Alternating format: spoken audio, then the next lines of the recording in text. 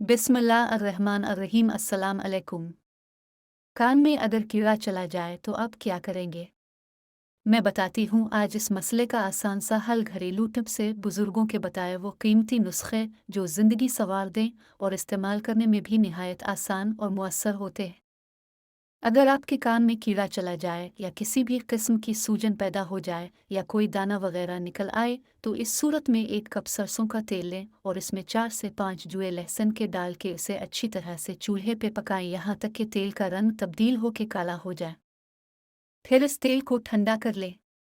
जब ठंडा हो जाए तो ड्रापर के साथ या किसी भी चीज़ के साथ इस तेल के 3 से 4 कतरे रात को सोते वक्त अपने कान में टपका दें। इंशाअल्लाह ताला जो भी तकलीफ़ होगी वो भी दूर हो जाएगी। कान में अगर कीड़ा है तो वो भी बाहर आ जाएगा और अगर सूजना दर्द वगैरह है वो भी ठीक हो जाएगी। वीडियो पसंद आए तो लाइक शेयर और सब्सक्राइब करके बेल का आइकन प्रेस करना मत भूलिएगा। मिलते हैं अगली वीडियो में। अल्लाह हाफिज़।